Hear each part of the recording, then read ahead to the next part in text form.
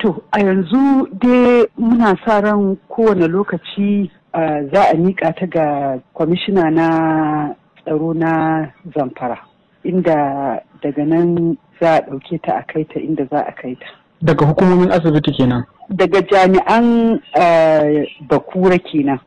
Tunda ai a hannun jami'ai ne suka ɗauke ta suka kai ta asibitin. 'Yan vigilante ne suka ɗauke ta sai suka kai wa polis, ita su kuma polis suka kai ta asibitin General Hospital na Bakura jiya. To kin samu kin yi magana da ita?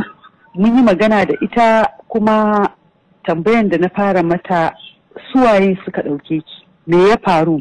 To sai ta bani labari, ta ce ta yi cefane daga kasuwa sai ta shiga napep za ta koma gida. Sun yi tafiya ƙarama sai wani ya tsaye da napep ɗin shi ma sai ya shiga. To da ya shiga napep ɗin suka fara tafiya sai ga wasu 'yan sanda guda biyu a hanya. Sai suka tsaye da napep ɗin nan, sai suka irin fara lalleka ɗin nan suna kallo, sai suka kalli shi wannan wanda ya shigo ɗin daga baya. Sai suka ce mishi kayi kama da mai shaye-shaye. Sai ce ni ba na shaye-shaye, ku tambaye ta.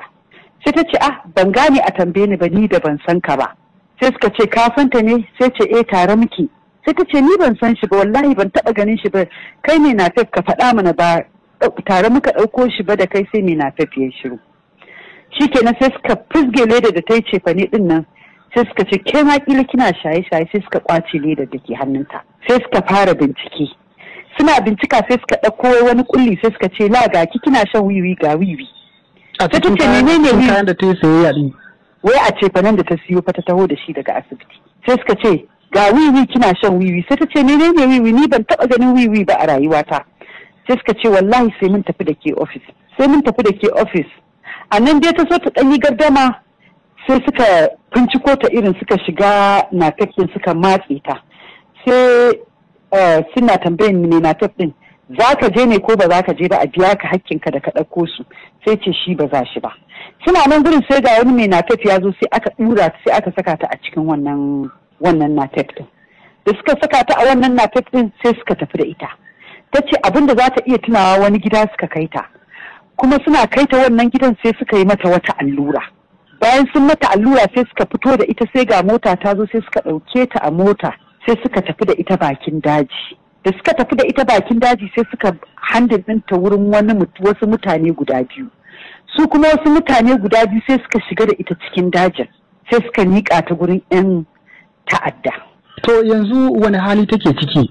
Yanzu halin da take ciki, jami'an tsaro na hanyar kai ta wurin Commissioner of Police na Zamfara. Akwai alamun raunuka ko na cin zarafi ne a jikinta? Babu wani rauni a jikinta, sai rigarta da dan dogon riga ce ta saka mai dogon hannu.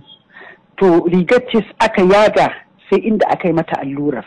To ko zuwa yanzu su jami'an tsaro sun yi muku wani bayani a matsayin ku na makusantanta kan abin da ya faru, ainihin abin da ya faru da ita? Wallahi ba su mana wani bayani ba, amma muna sa ran idan sun kai wurin kwamishina din, insha Allah za mu ji bayani.